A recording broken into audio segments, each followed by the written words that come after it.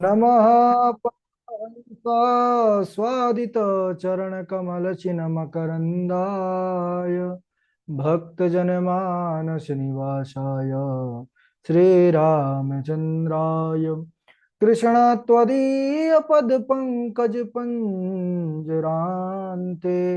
अद्यैव मे विशतु मानस राजहंसः प्राणप्रयाण समये कफवातपित्तैः कण्ठावरोधनविधौ स्मरणं कुतस्ते नारायणं नमस्कृत्य नरं चैव नरोत्तमं देवीं सरस्वतीं व्यासं ततो जयमुदीरयेत् श्रीलक्ष्मीनाथसमारम्भां नाथया मुनिमध्यमाम् अस्मदाचार्यपर्यन्तां वन्दे श्रीगुरुपरम्पराम् अञ्जनानन्दनं वीरं जानकी शोकनाशनं कपीशमक्षहन्तारं वन्दे लङ्काभयङ्करम् भक्ति भगवन्त गुरु चतुर्नाम वपुएक के पद वंदन किए नासत विघ्न अनेक श्री श्यामाजू के पद कमल जब लग हृदय नवास श्याम भ्रमर आवत नहीं तब लगता के पास। बोले वृंदावन बिहारी लाल की जय, भागवत महापुराण की जय, सुखदेव भगवान की जय। परम मंगल में परात्पर अखिलेश्वर अचिंत कल्याण गुणगण निधान सर्वेश्वर सर्वाधिपति अकारण करुणा वरुणालय अकारण करुणा कारक सकल जन कलशापहारक परात्पर पर ब्रह्म सच्चिदानंद स्वरूप परमपिता परमात्मा श्री राधा गोविंद सरकार राधा रमण बाधा हरण श्री बांके बिहारी लाल उनका यह वांग में शुद्ध में विग्रह श्रीमद् भागवत महापुराण कोटि कोटि नमन कोटि कोटि प्रणाम इस परम पावन पुराण ग्रंथ पारमहंसों की पावन संहिता को परमाराध्य नंद नंदन यशोदा नंदन ब्रिज नंदन देवकी नंदन श्याम सुंदर श्री कृष्ण के पाद पद्मों पर कुर्सिया नमन नतमस्तक वंदन एवं अभिनंदन। उनकी आह्लादनी शक्ति प्राण प्रिया जगत वंदनी वृषभानंदनी भासुती जगदीश्वरी वर्ष आने वाले श्री किशोरी जो के पावन चरणारविंदों पर कुर्सिया प्रणति समस्त भूतादिक सीय राम मैं सब जग जानी करहूँ प्रणाम जोर जुग पानी। सज्जनों, हम सबका यह परम सौभाग्य कि भागवत साप्ताहिक कथा सीखने का सदसंकल्प विचार लेकर के एक स्थान पर एक साथ जुड़कर इस पावन कथा श्रीमद् भागवतम की तैयारी कर रहे हैं। बड़ा ही आनंद आ रहा है। आनंद कंद भगवान श्री कृष्णचंद्र की पावन लीला चरित्र पर हम सब बने हुए हैं। इस पावन कथा के अंतर्गत हम सब कल चर्चा कर रहे थे श्री गिरिराज जी महाराज का पूजन हम सब किए। गिरिराज धरण भगवान का पूजन करने का जो विचार है ये हमारे बालकृष्ण प्रभु ने बाबा आनंद के सम्मुख रखा और कहा कि बाबा, हमारे गायों के लिए हरी हरी घास गिरिराज जी महाराज प्रदान करते हैं। उन्हीं के पावन तलहटी पर हमारी गैया मैया चरती हैं, उनको वहां से घास तृण की प्राप्ति होती है, इसलिए हमको गिरिराज जी का पूजन करना चाहिए। तो बड़े प्रेम के साथ भाव के साथ सुंदर 56 भोग लगा करके सुंदर गिरिराज जी का पूजन किया। 7 कोस का विशाल वह पर्वत जिसकी सभी ने परिक्रमा किया और उसके बाद जब वह परिक्रमा करके सब लोग लौट आए पूजन करके, तो देवराज इंद्र को जब यह पता चला कि इस वर्ष हमारी पूजा रोक दी गई है कृष्ण के कहने पर, तो देवराज इंद्र भगवान को समझ ना पाए, एक साधारण बालक समझ करके और वह अपना क्रोध प्रकट किए। देवराज इंद्र ने कहा कि अरे, एक बालक के कहने पर मेरी पूजा रोक दी गई, जो पूजा वर्षों से हो रही थी। मैं अभी बताता हूं, अब ब्रजवासी लोग मेरा जो है क्रोध देखेंगे। तो देवराज इंद्र ने मेघों को आदेश दिया। कौन से मेघ? बोले प्रलयकृत, जो प्रलय में बरसते हैं, जब प्रलय होता है तभी वह बरसते हैं। तो प्रलयकृत सांगवर्तक नामक मेघों को आदेश दिया कि जाओ और तुम तो पूरे ब्रज को ही डुबो दो। वह मेघ आए हैं उमड़ घुमड़ करके, ऐसे मूसलाधार जलवृष्टि होने लगी, महाराज ब्रज में हाहाकार मच गया। सब यही कहने लगे कि यह सब वह पूजा न करने का फल है। यह हमको लगता है देवराज इंद्र अब हम सबसे रुष्ट हो गए हैं।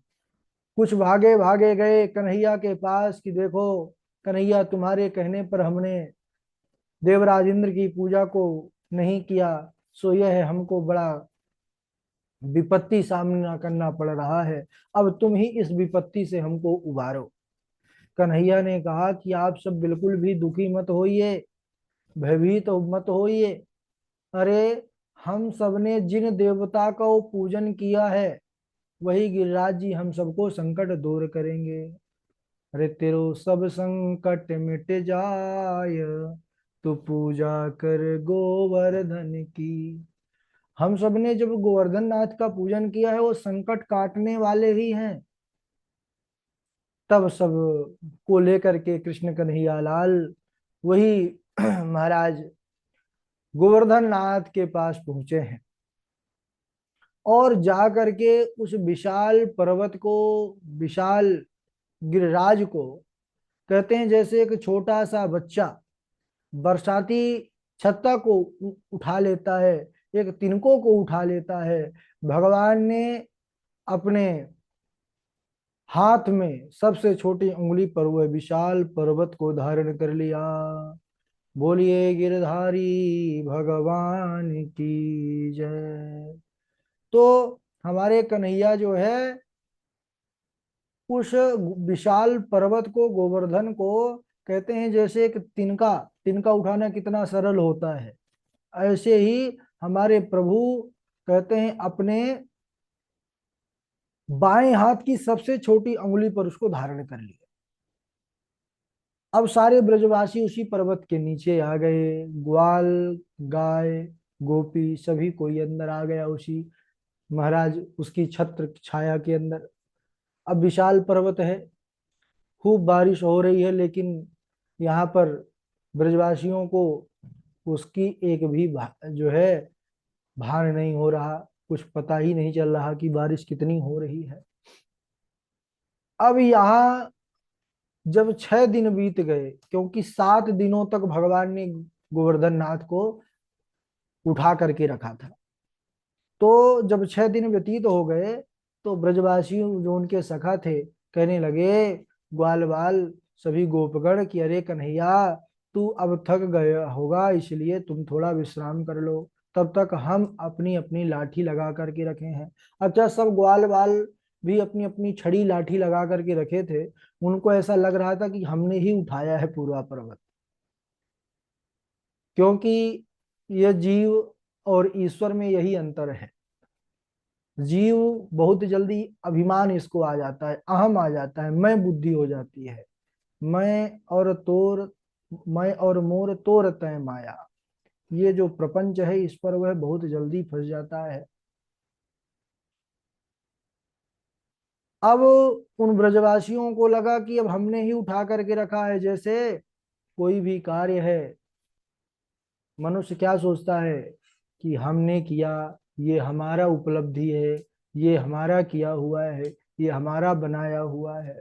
लेकिन जो भक्त होते हैं वो क्या कहते हैं, करते हो तुम कन्हैया, करते हो तुम कन्हैया, मेरा नाम हो रहा है, मेरा आपकी कृपा से सब काम हो रहा है।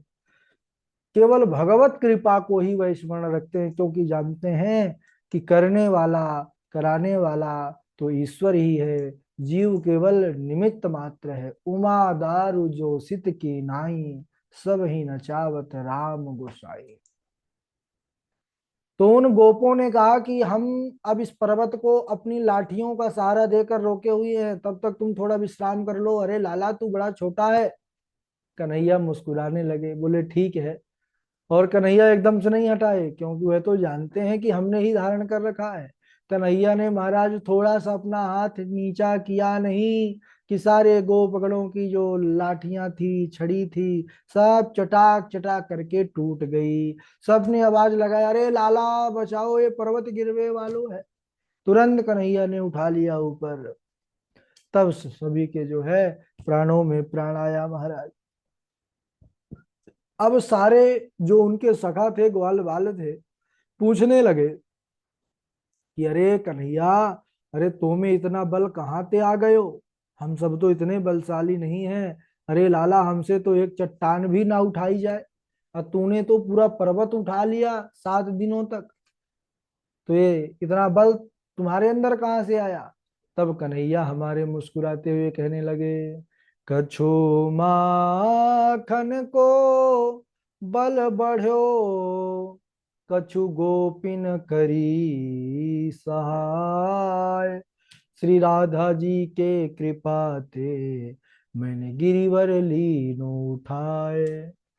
भगवान अपना सारा श्रेय भक्तों को दे देते हैं। भगवान ने कहा, अरे हमने कहाँ उठाया है, ये सब आपका प्रेम है, किशोरी जी की कृपा है, जिससे यह गोवर्धन उठा रहा।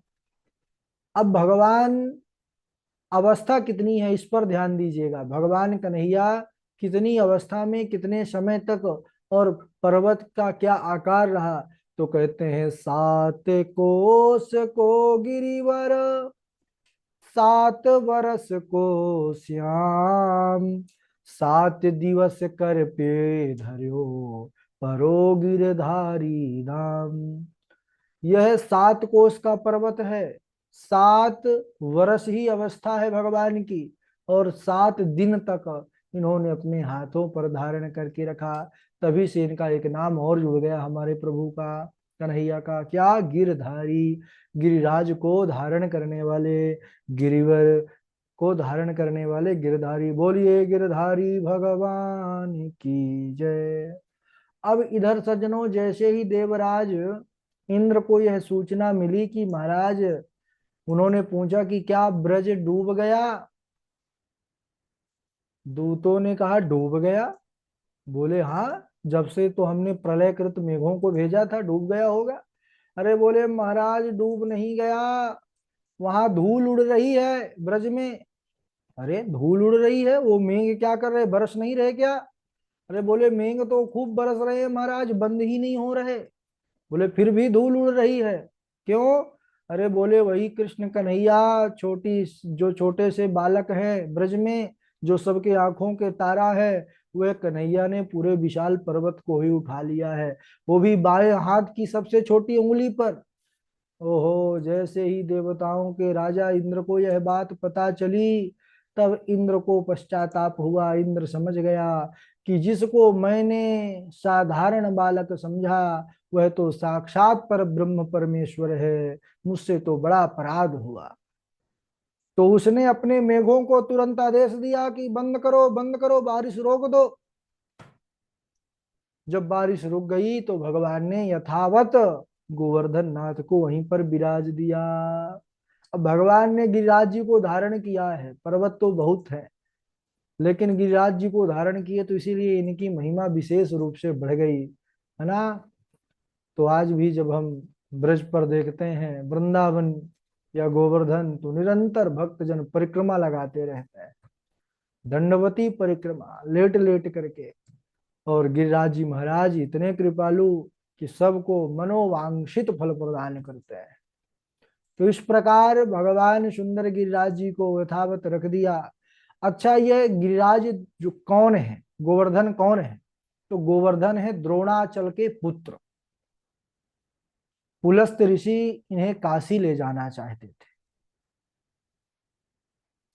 तो जब यह ले जाने लगे, तब उन्होंने शर्त रखी कि महाराज ले तो चलो, लेकिन जहां एक बार आप मुझे रख दोगे, चाहे काशी में रखो, चाहे कहीं रखो, लेकिन जहां एक बार रख दोगे फिर मैं वहां से हटूंगा नहीं, हिलूंगा नहीं। बोले ठीक है। अब वह ले जाने लगे, ब्रज धाम आया महाराज। गोवर्धन नाथ जानते थे कि द्वापर युग आने वाला है, द्वापर में हमारे प्रभु आएंगे कृष्ण रूप में, और सुंदर लीला करेंगे, गौचारण करेंगे, तरह तरह की लीला करेंगे, तो मैं जो है यहीं पर रुक जाऊं तो अच्छा है। अब अपने बल से कौन रोक सकता है महात्माओं को। तब उन्होंने याद किया, हे प्रभु कृष्ण कन्हैया लाल, आप ही कुछ लीला करो, अब हमारे कन्हैया तो लीलाधारी ही हैं। तब महाराज उन भगवान की ऐसी माया कि उनको जोर से लघु शंका लगी। शंका की निवृत्ति करने के लिए भूल गए महाराज कि ये पर्वत उठेगा नहीं दोबारा। वो रखे, शंका से निवृत्त होकर के आए, उठाने का पूरा प्रयास किया, बहुत जोर लगाया, लेकिन वो तो पहले से ही ऐसा उनका वचन था कि मैं उठूंगा नहीं।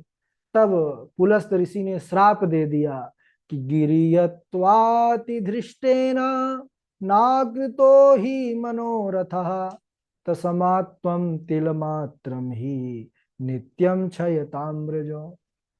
तुमने मेरा मनोरथ पूर्ण नहीं किया, इसलिए मैं तुम्हें श्राप देता हूं कि तुम प्रतिदिन तिल तिल करके घटते जाओगे। नंद बाबा से इधर जो ब्रजवासी हैं, गोपगण हैं, वो पूछ रहे हैं और कुछ व्यंग भरे वचन कह रहे हैं कि अरे नंद बताओ तो सही है, तुम किसका बालक लेकर के आ गए हो, तुम्हारा तो बालक नहीं लगता ये, और ये तो बालक भी नहीं लगता, हमको तो लगता है कि ये कोई महान आत्मा है, क्योंकि साधारण बालक में इतनी ज्यादा प्रतिभा तो हो ही नहीं सकती मनुष्य के अंदर। उन्होंने आश्चर्य वाली जो आश्चर्य होने वाली बात है उसका भी दो चार बातों को उन्होंने रखा कि क्वा सप्तहायनो बालः क्वा महाद्रिविधारणम ततो नो जायते शंका ब्रजनाथ तवात्मजे। ब्रजनाथ, ब्रज के राजा हैं हमारे नंद बाबा। तो नंद बताओ भैया, ये तुम्हारा ही छोरा है। नंद मुस्कुराने लगे, बोले हाँ भाई, ये हमारो ही लाला है। तो इसके अंदर ये इतनी विलक्षणता। तब उन्होंने कहा कि अरे शंका मत करो, जब गर्गाचार्य जी नामकरण करवे आए थे ना बालक को, लाला को, तब उस समय यह बात बताए थे कि हे नंद, तुम्हारा यह जो लाला है यह बड़ा ही अलौकिक शक्तियों का स्वामी है। जितना नारायण के अंदर गुण है, सारे गुण लक्ष्मीपति नारायण के समान है इनके अंदर। उन्होंने स्पष्ट नहीं कहा कि नारायण ही आए हैं, उन्होंने कहा सारे गुण नारायण के समान है। तो जिसके सारे गुण नारायण के समान होंगे तो वह तो नारायण ही होंगे। अब इधर देवराज इंद्र आते हैं भगवान के सम्मुख। जब एकांत में बैठे हुए थे हमारे प्रभु, आकर के उन्होंने उनको प्रणाम किया, सुरभि नामक गाय के दुग्ध से अभिषेक किया प्रभु का, और उनको गोविंद नाम यह प्रदान किया। बोलिए गोविंद भगवान की जय। गोविंद कौन है? बोले जो गायों की रक्षा करें वह गोविंद है। देवराज इंद्र ने भगवान श्री कृष्ण के चरणों में प्रणाम करके स्तुति करके क्षमा मांगा है। भगवान ने क्षमा कर दिया। ब्रह्मा जी ने अपराध किया था, देवराज इंद्र ने भी गलती किया, लेकिन ब्रह्मा जी 40 श्लोकों में स्तुति करने के बाद भी भगवान को प्रसन्न नहीं कर पाए, और देवराज इंद्र ने भी गलती किया और भगवान की थोड़ी सी स्तुति किया, भगवान प्रसन्न हो गए। क्यों? क्योंकि जो ब्रह्मा जी ने अपराध किया था, गौ बछड़े और उनके जो सखा थे ग्वाल वाले, इनको चुराया था, तो भगवान को भगवान के भक्तों से दूर करने का जो अपराध था ब्रह्मा जी ने किया। देवराज इंद्र ने भी अपराध किया, लेकिन देवराज इंद्र के इस कर्म से भगवान के भक्त दूर नहीं हुए, अपितु भगवान के ग्वाल बाल सखा जितने भी जो है गाय बछड़े, सब एक जगह पर निरंतर भगवान के सम्मुख रहे 7 दिनों तक। तो ये अपराध भगवान से भक्तों को मिलाने वाला रहा, इसीलिए भगवान ने इनको क्षमा कर दिया। अब इसके बाद बड़ी अद्भुत लीला है जो भगवान नंद वरुण लोक, भगवान के जो पिता हैं नंद बाबा, एक बार इन्होंने एकादशी का निराहार, कोई आहार, कोई जो है तो जल आदि का सेवन नहीं, ऐसे व्रत का संकल्प लिया। एकादश्याम निराहार समभ्यर्च जनार्दनम स्नातुम नंद्यस्तु कालिंद्या द्वादश्याम जलमाविशत। सुखदेव जी कहते हैं कि परीक्षित, एक बार कार्तिक शुक्ल एकादशी का पावन पर्व था।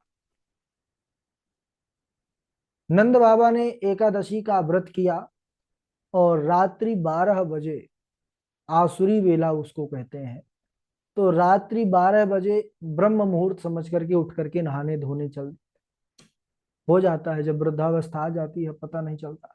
अरे कई कई बार तो भूल हो जाती है सबसे, अगर समय का ध्यान न दिया जाए तो 12 बजे गए, यमुना जी में छलांग लगाए और वरुण जी के दूत टहल रहे थे और उनको पकड़ करके वरुण लोक ले गए। अच्छा, ये सौभाग्य की बात है कि एकादशी का पावन पर्व आज ही है और ये कथा भी एकादशी की ही चल रही है। बोलिए एकादशी महारानी की जय। तो नंद बाबा को जब वरुण जी के सेवक पकड़ करके ले गए, तो इधर प्रातः काल हुआ, नंद बाबा को ढूंढने लगे सब। भगवान श्री कृष्णचंद्र ढूंढते ढूंढते जब यमुना पुलिन पर आए, देखे कि बाबा के वस्त्र तो यमुना किनारे पर है। ध्यान लगाया तो समझ गए कि बाबा को वरुण जी के लोक ले जाया गया है। तब उन्होंने फिर अपने स्वरूप में आकर के और वरुण लोक को जाते हैं। वरुण लोक में जाने के बाद भगवान का कैसा स्वागत सत्कार हुआ है, वरुण जी कैसा आतिथ्य करते हैं, फिर कैसे भगवान अपने पिता नंद को लेकर के आते हैं वृंदावन को, वो पावन कथा हम अगले दिवस आज यहीं तक। बोलिए वृंदावन बिहारी लाल की जय।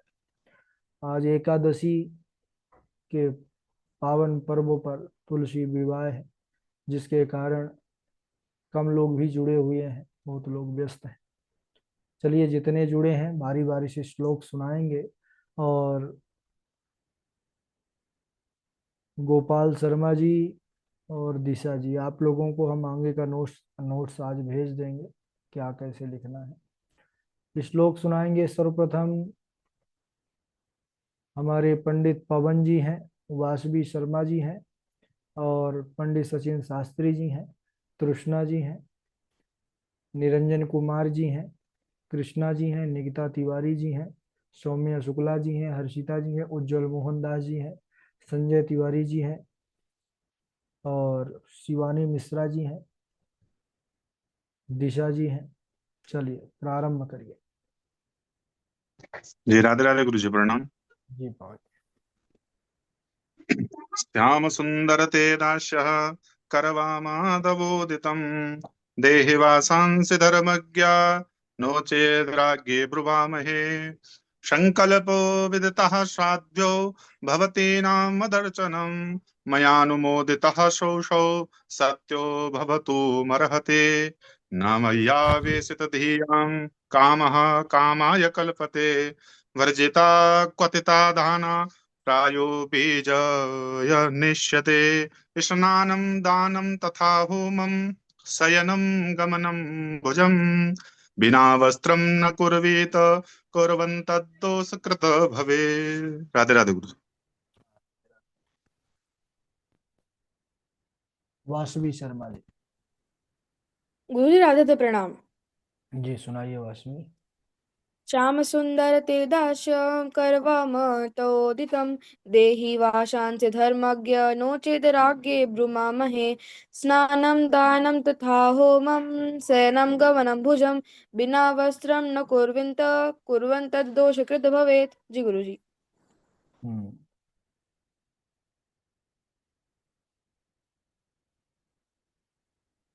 और राधे राधे गुरु जी। हाँ जी सचिन जी।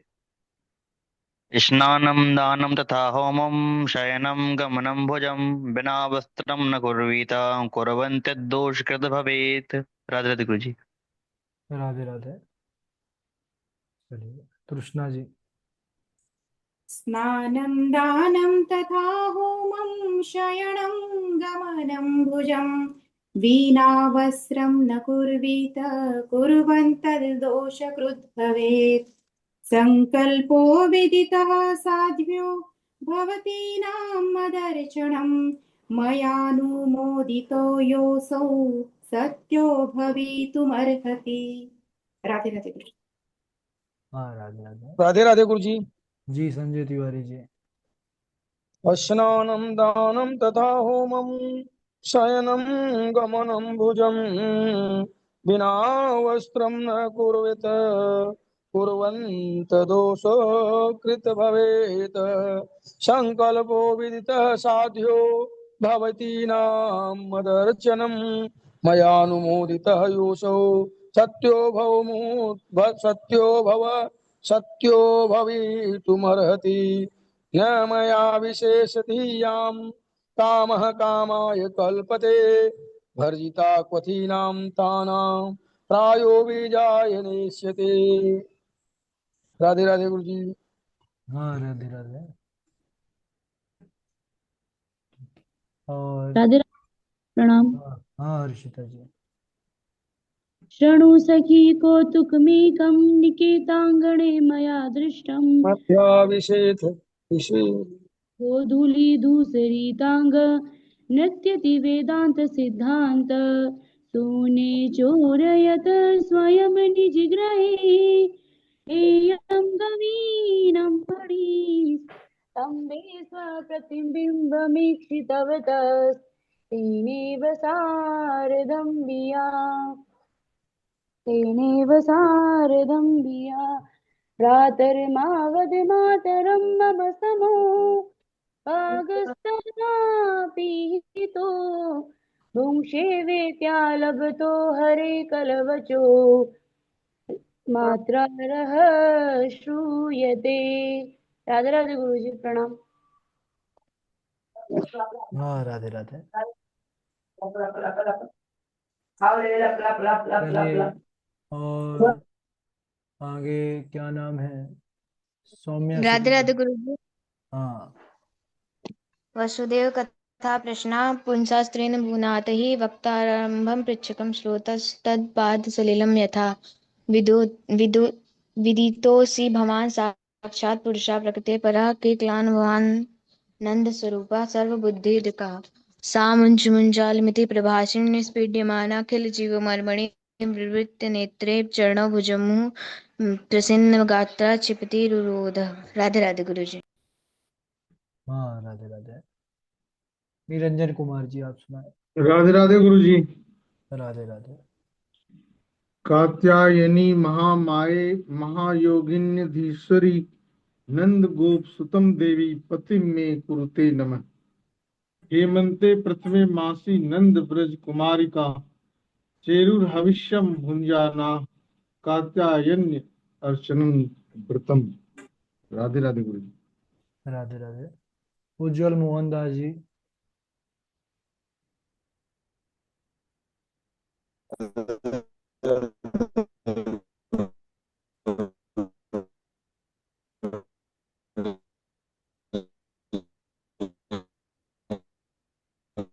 राधे राधे।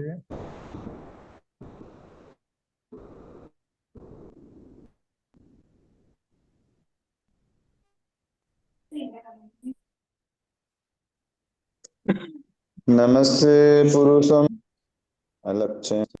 राधे राधे गुरु। और कौन है अभी? कृष्णा जी। राधे राधे गुरुदेव।